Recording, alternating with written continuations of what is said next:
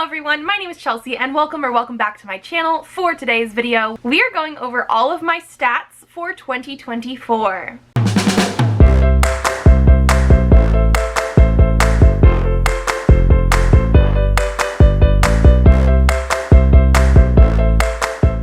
So we are going to be going through all of the things that I track for my reading, and I think also for my spending, everything like that. Also near the end of the video, I will mention every single book that I read in 2024 just because I love having that. But I will have that at the end. If you want to skip to that, that is perfectly fine. But I love stats, and so I do have a caw pile spreadsheet that I have originally taken from from Book Roast, but I have changed it 3 years ago because I don't actually use the caw pile assessment part. I just took the bare bones of it, but my rating is almost purely based on enjoyment, so that is what I do. But I do track the books read and my ratings and different things like that, so we will get into that. And so I guess because I have quite a bit of things that I do track, plus I did read quite a bit this year, we should probably jump right on in. So we're gonna do stats first. So the first thing that we're going to be talking about are the books read for the year. So for the entire year, I have 163 books. I did have 10 DNFs, so 163 or 153, depending on whether you actually track DNFs or not. I do track them for this, my spreadsheet. And so as we look through here, we can definitely see that I had 1 month that was sort of an outlier in the fact that in September we did have the 30 in 30 manga challenge, and I actually read more than 30 manga volumes in the month. So I have 53 books that I read that month. Whereas the rest of the year, I did do closer to in the teens. January I had 13 books, February had 13 books, March had 11, April had 10, and then I got into the midst of packing up house and moving and things. So May only had 4 books, June did not have anything because that was the actual moving month and it was just ridiculously crazy. July I started to get back into it a little bit more. I had 8.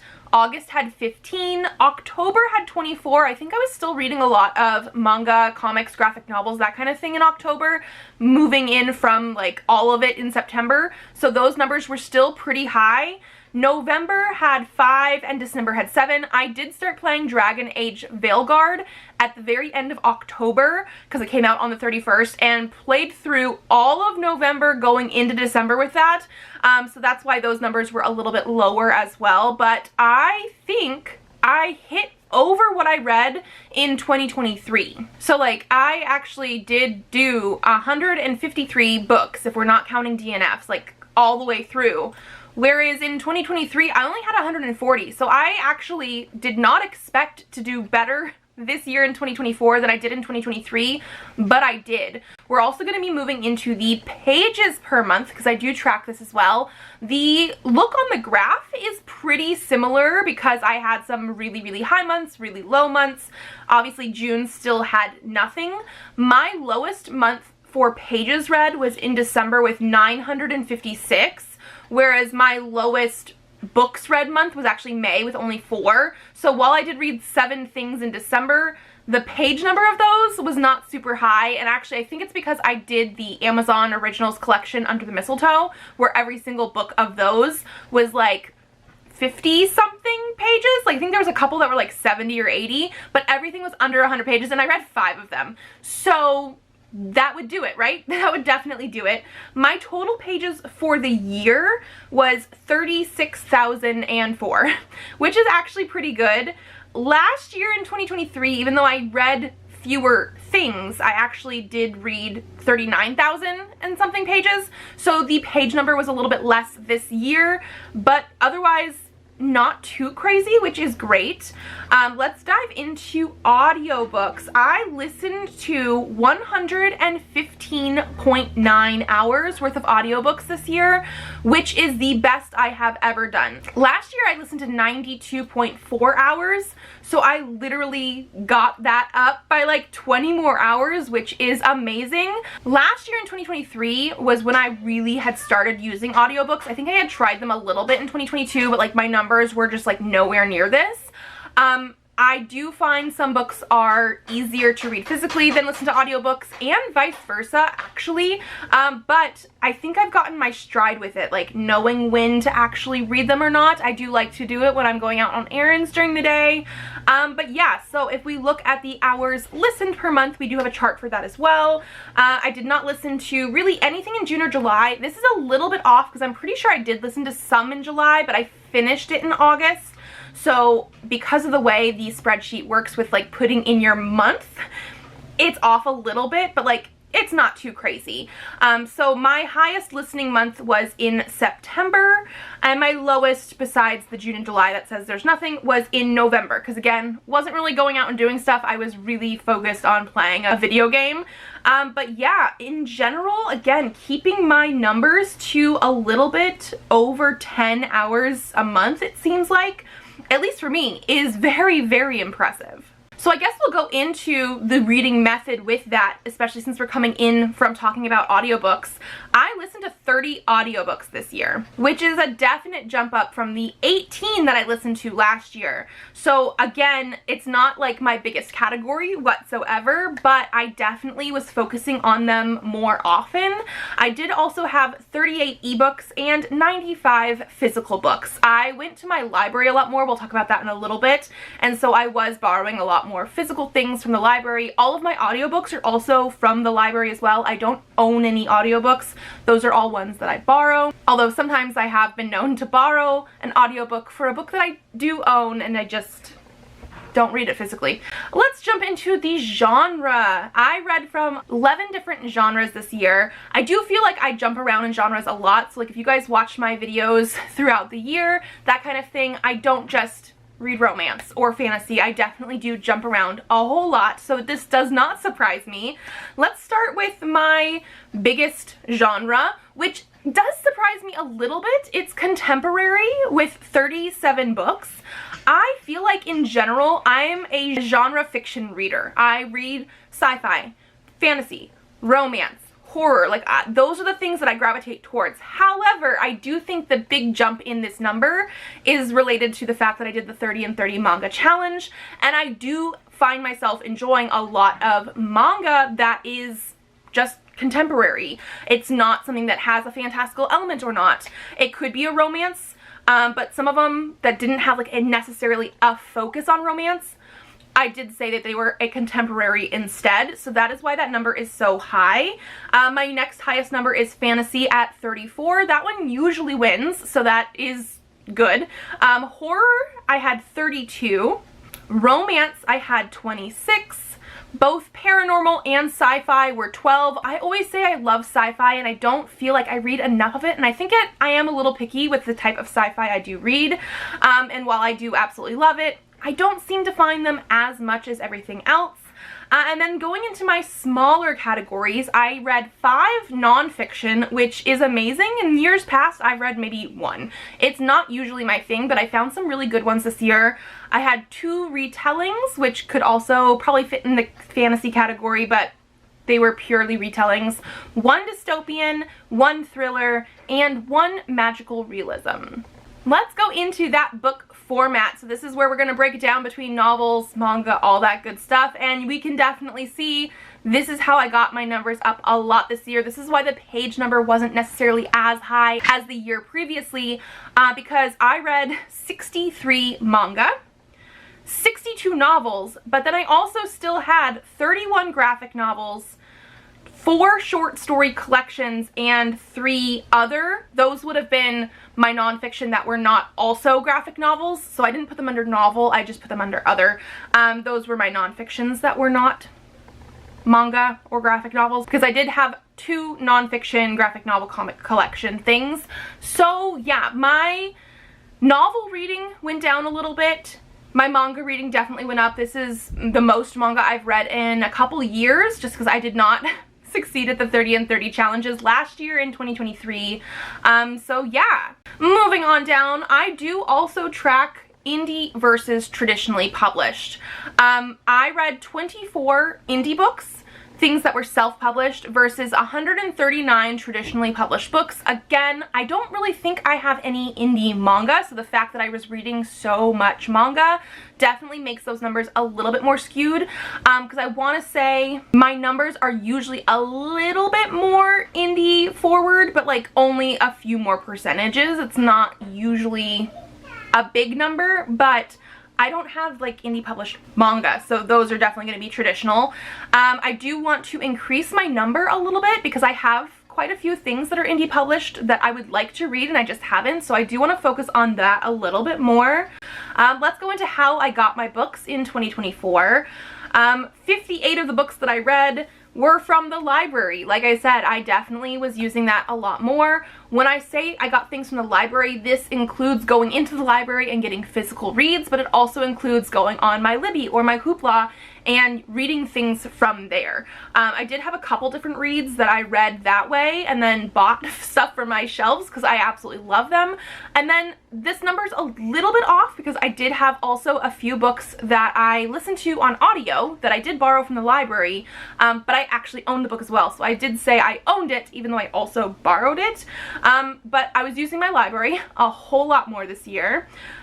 41 of the books I read I actually already owned on my physical TBR.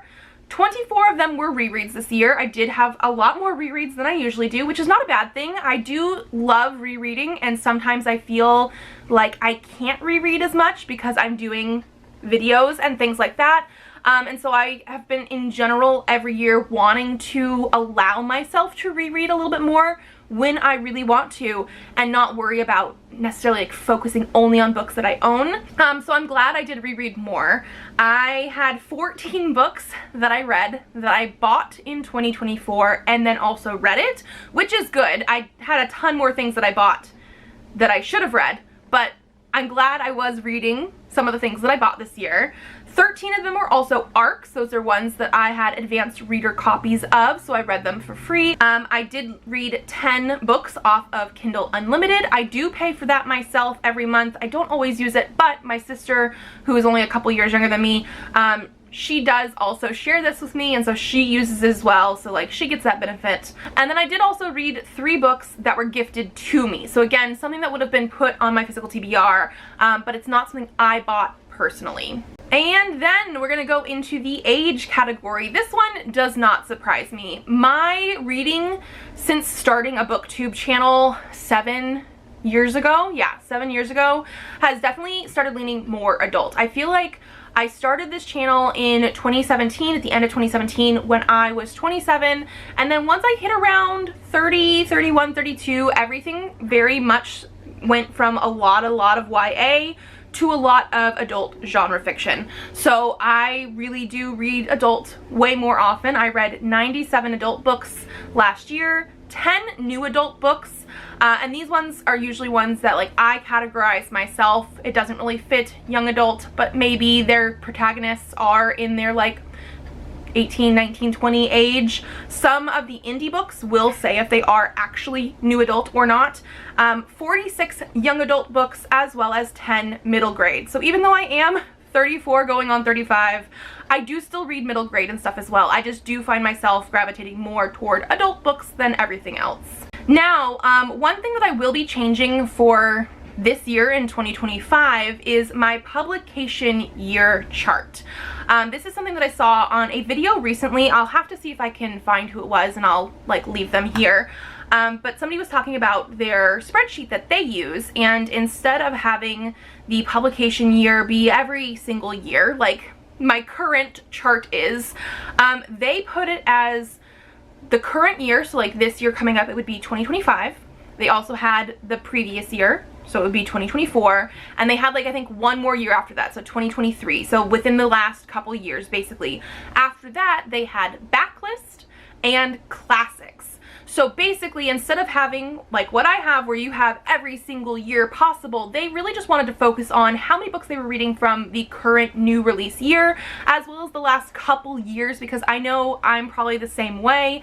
We buy things, we put them on our TBR, and even though they came out in the year that you're like buying them, they're new releases, you're not necessarily reading them right away. It's something that maybe gets put on the back burner for a few months to a year. So they wanted to really track reading for like the current stuff that was coming out and the stuff that they bought within the last couple years, as well as then everything else is just backlist now. And then classics, because sometimes, you know, things come out a really long time ago, and so that's different. So that's what I'm going to be using going forward. But obviously the publication year for 2024, my highest number was 2024 releases at 26. If we go into 2023, that was my next highest at 20. 2022 and 2021 both had 16. And then my next highest after that was 2017 at 13. 2020 had 12. Like everything else was pretty much like by that time you're in backlist.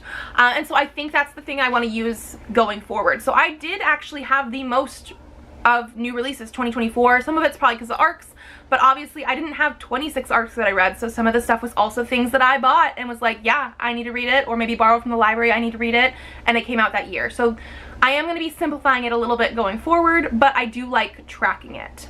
Okay, and then I actually forgot to talk about my star ratings when I first filmed this video, so this is going to just be inserted with no picture because my camera is not working right now.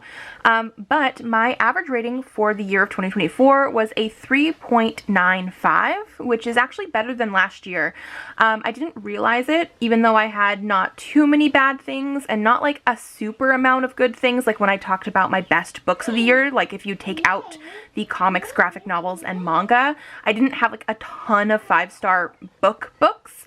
But my rating in 2023, my average was like 3.7, so 3.9 definitely made it go up, and that is because I did have 55 5-stars. Again, a lot of those were graphic novels and manga series, but that's really, really good. I also had 9 4.5 stars, 46 4 stars, 18 3.5 stars, 21 3 stars, 2 2.5 stars, 2 stars, and 10 DNFs, which is my 1-star reads. So like overall, it's actually not too bad. Would I love the number to be higher? Yes, but I'm not mad at it. Okay, so the next stuff that we're going to be talking about is representation in books. So I do track a few different things myself, just going through books. My main categories are going to be if a main character has that representation, if it's present in the book anywhere else besides just the main character, and then if it's just absent. So one of the things that I do track is LGBTQ representation for the books that I read in 2024. The majority at 51% or 82 books was absent. We didn't have any LGBTQ representation. I do want to say a lot of these representations that I'm tracking, I started tracking a couple years ago, and I do think more and more of them have been yes, not just like absent from the book.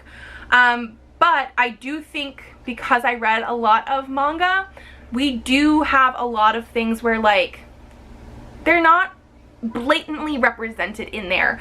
Middle grade stuff as well. Sometimes I've had books where I'm like, I feel like this character could be sapphic or something like that, but if it's not actually stated in the book in an obvious way, I do say it's absent because I want to see that on page. So I did have, like I said, 51% of the books that I read did not have any LGBTQ representation.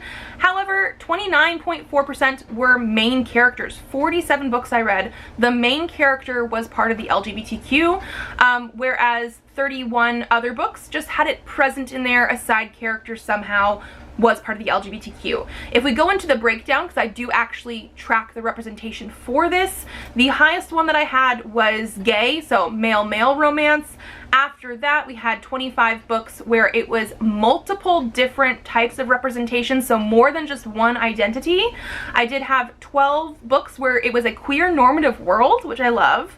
12 books were sapphic, and then 1 book was specifically bi with no other representation. A lot of the times when I have bi representation in the book, it is actually in the multiple representation category because we have multiple characters. Then I also do track disability representation.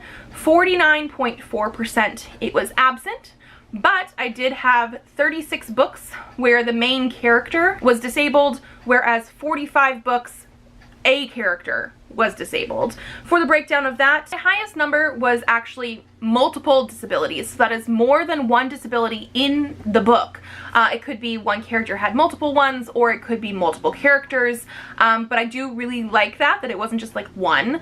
After that, we did have 18 books that focused on mental health, 9 books that had a character use a wheelchair, 8 featured characters who were hard of hearing or deaf, 6 had scars, and then we're getting into a lot of smaller ones here. So we had 3 that had a missing limb, 3 that used a prosthetic, so very similar, 3 that had insomnia. I did have a whole series that I read about insomnia, but later books in the series had other disabilities as well, so it changed to multiple partway through.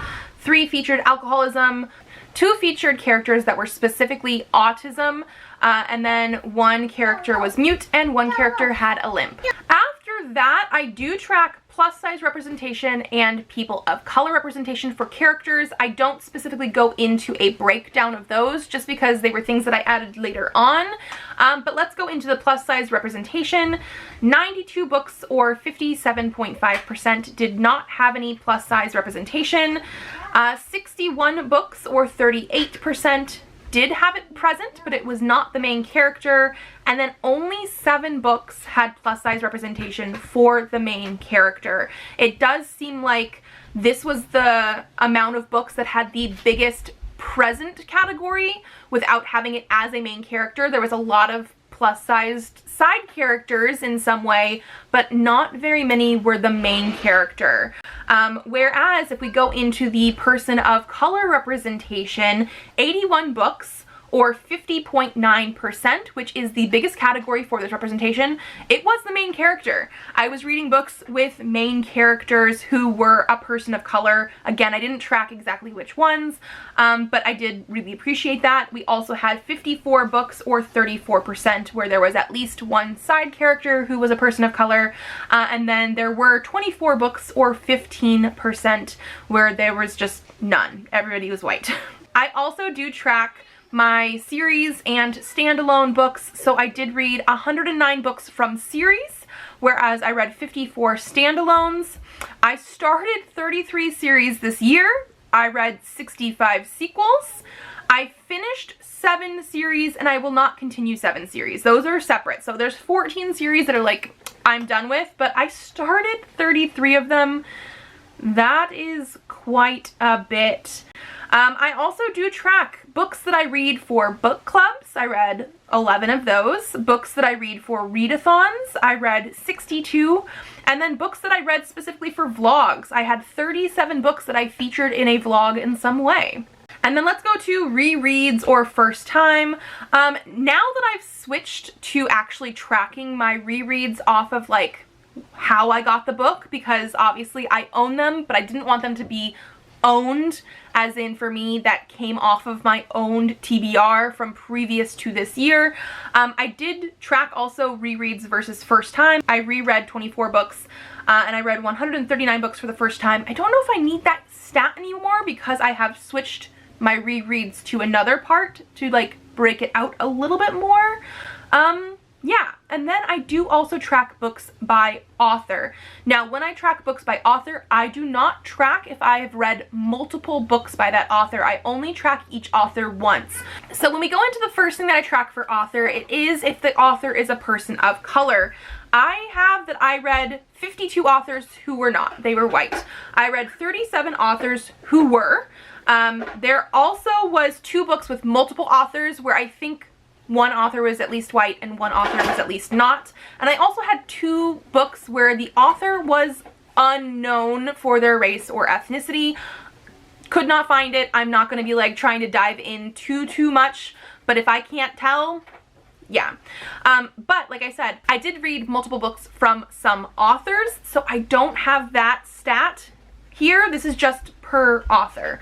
The breakdown of that was 24 of the authors who were a person of color were Asian, 7 were Black, 5 were Latinx, 2 were books with multiple authors of multiple ethnicities or races, and 1 was specifically Indian. Then I have if they were written by and their gender. So I did read 52 books by women, 25 books by men, 12 books by a trans or non-binary individual. I used to only track books by non-binary authors specifically, and then put the trans authors with their trans identity, but I did see quite a few people recently track trans and non-binary together because it is sort of an umbrella term, and I do like the idea of actually knowing how many books I read that have that marginalized identity as the author, so I did track that this year.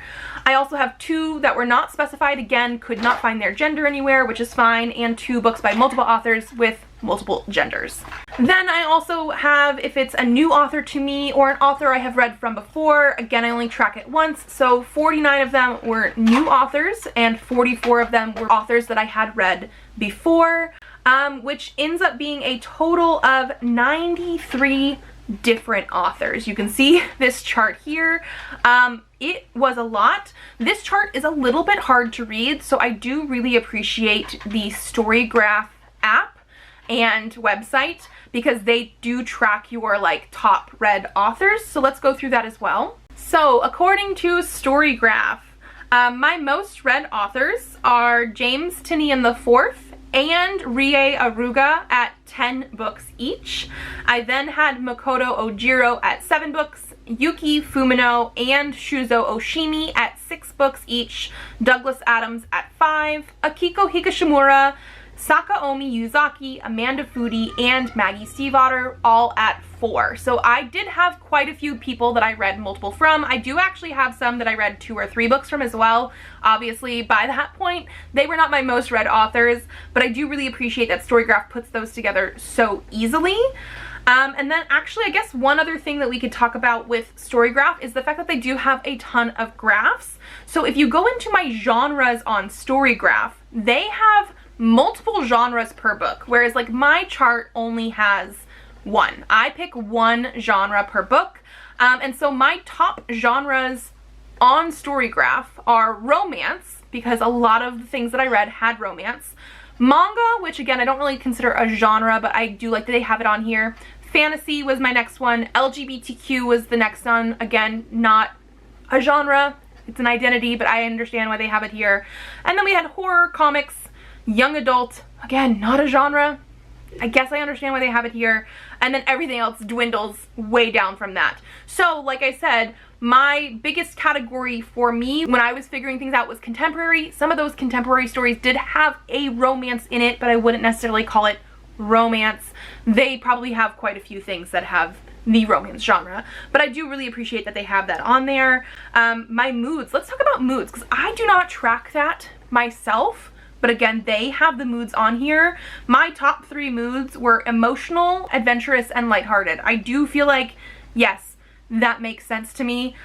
Most of my reads were probably emotional, adventurous, and lighthearted. So that is all the stats for reading that I have. Before we get into everything that I read in the month, let's go into my books bought. I bought a total of 226 books throughout the year of 2024. Some of these are ebooks, some of them are physical. Obviously, if we go into that, 102 of them are ebooks. Almost every single ebook that I have here, I got for free. Stuff Your Kindle things, Pharaoh Feb things, a couple of them I did buy with like my money or credits that I had, but in general, most of those I did not spend money on. The physical books, I have 124. A few of them are gifts, but most of them I did spend money on. Some of them are from book boxes, things like that. I did read 15% of them. Yeah, that's not where I want to be.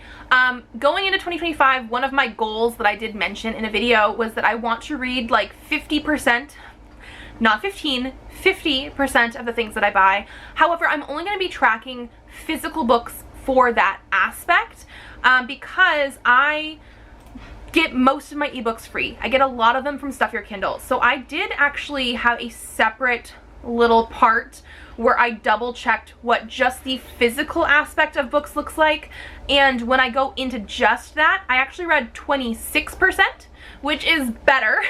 Not as great because that is still the 124, but yeah, that's the difference for those. I would really like to keep the physical books. Like, I want to buy books, obviously I cannot help that, but I would like to read 50% of them. So when you see 15%, that does not sound good, but when you're just looking at the physical books that I bought in the year, 26% is better, right? It's better.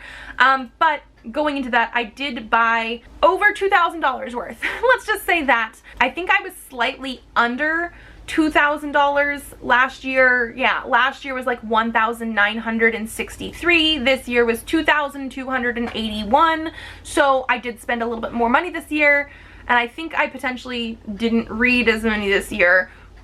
We're getting on track of that, but I do track where I acquired them from. So as you can see, 66 of the books that I have here were from Stuff Your Kindle.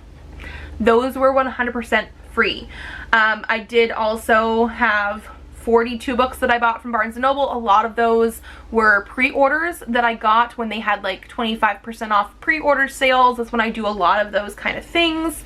I got 28 of them from Amazon.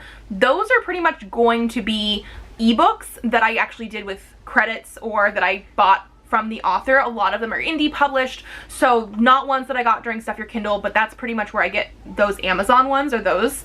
I also had 12 books that I downloaded from Fayro Feb, which is the Fantasy Romance February. 3 books I got from Evernight. 15 from Illumicrate. That includes Illumicrate subscriptions, which I think I only got 4 actual Illumicrates this year, but I did get special editions of other sets. So I did get those. 11 from Afterlight, same thing. I only got 6 Afterlight books from the subscription, but I got other special editions. 5 books were gifted to me. 3 books I bought from Target. 9 books I got from the Friends of the Library book sale, so those were secondhand used ones. I have 1 that I bought from the Krampus Cave when I was on my trip to Leavenworth, so that's like an indie bookstore. 11 of them I got from Rainbow Crate. 5 of them I got from Bookman's, which is another secondhand store. 3 I bought directly from the author, from either their website or seeing them at an event. 5 I got from Costco, and 7 I funded on Kickstarter. The Kickstarter ones do take a while to come in, so these are at least the Kickstarter ones that came in this year. So overall, I'm actually not too upset with that. 100 and something physical books is actually not that crazy for me, although I would like to be reading more of them at a more timely manner. I do also think I might want to add in a chart in here somewhere to track how many books I get per month, because like right now I just have to like sort of run through, oh, like March didn't look too bad. After that, I think November was very small.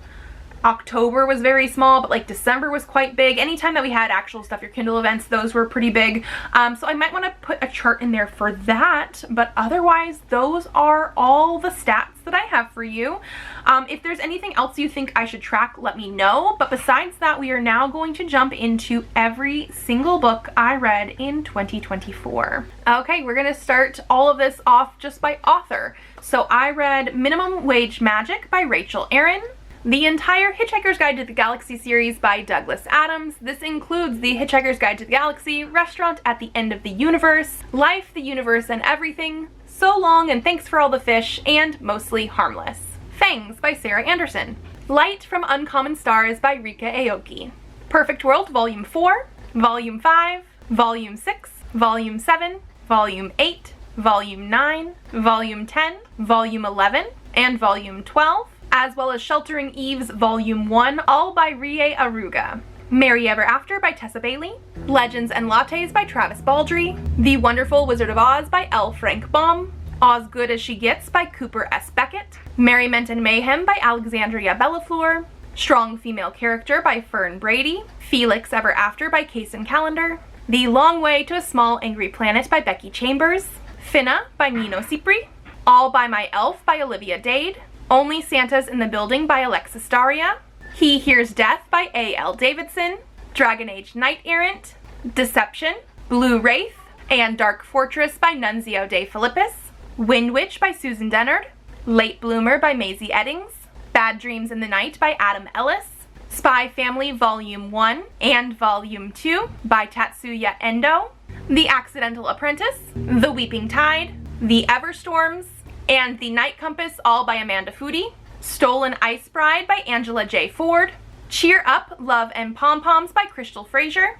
I Hear the Sunspot Volume 1, Volume 2, Theory of Happiness, Volume 3, Limit 1, Volume 4, Limit 2, Volume 5, Limit 3, and Volume 6, 4 Seasons 1 by Yuki Fumino, My Ultramarine Sky by Nagasa Furuya, The Midnight Prince by Angie Grigaliunas, Prince Charming by Rachel Hawkins, Cruel Winter with You by Ali Hazelwood, The Name Bearer by Natalia Hernandez, Take a Hint Danny Brown by Talia Hibbert, Tokuyo Tarareba Girls Volume 1, Volume 2, Volume 3, and Volume 4 by Akiko Higashimura, My Love Mix-Up Volume 8, and Volume 9 by Wataru Hinakure, Boston Metaphysical Society by Madeline Holly Rosing, Beneath the Trees Where Nobody Sees by Patrick Hovarth, The Spellbook Library Volume 1 by Yuta Isaki, Ali, Mimi's Tales of Terror, and Stitches by Junji Ito, Those Beyond the Wall by Micaiah Johnson, The Ghost and the Goth by Stacey Cade,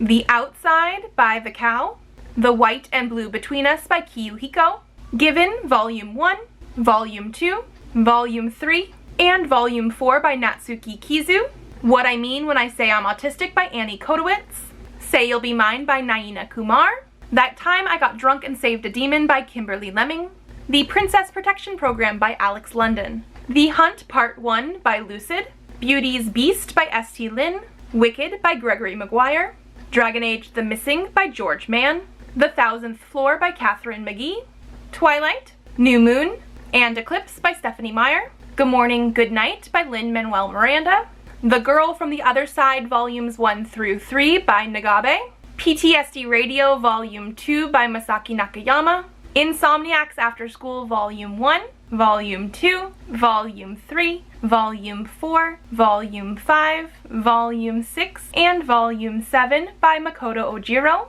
Sensory, Life on the Spectrum by Bex Allerton, Blood on the Tracks Volume 1, Volume 2, Volume 3, Volume 4, Volume 5, and Volume 6 by Shujo Oshimi, Whisper of Death by Christopher Pike, The Nightmare Before Christmas by Sarah Rosh, An Enchantment of Ravens by Margaret Rogerson, Dragon Age Mage Killer by Greg Rutka, Sakura Saku Volume 1, Volume 2, Volume 3, and Volume 4 by Ayo Sakisaka, Scary Stories to Tell in the Dark, More Scary Stories to Tell in the Dark, and Scary Stories 3 by Alvin Schwartz, Fantasy of Fire by Kelly St. Clair, The Raven Boys, The Dream Thieves, Blue Lily Lily Blue, and The Raven King by Maggie Stiefvater, Orange to You Dear One by Ichiko Takano, King in Limbo Volume 1 by Ai Tanaka, We Are Legion, We Are Bob by Dennis E. Taylor, The Ghost Keeper by Johanna Taylor, The Sunbearer Trials by Aidan Thomas, I Am Hexed by Kirsten Thompson, House of Slaughter Volume 1,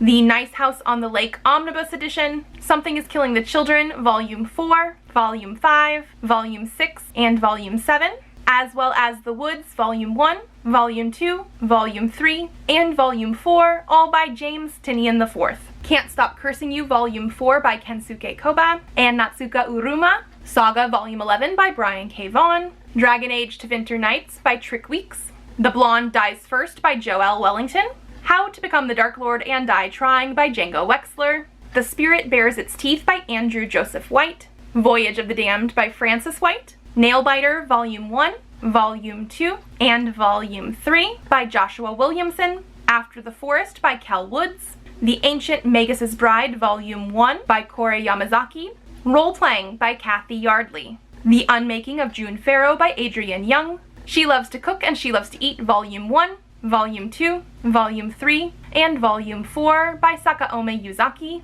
Cosplay and Confrontation by Sarah Zane, All Roads Lead Here by Mariana Zapata, The Storied Life of A.J. Fikri by Gabrielle Zevin, and Zachary Ying and the Dragon Emperor by Shiran J. Zhao.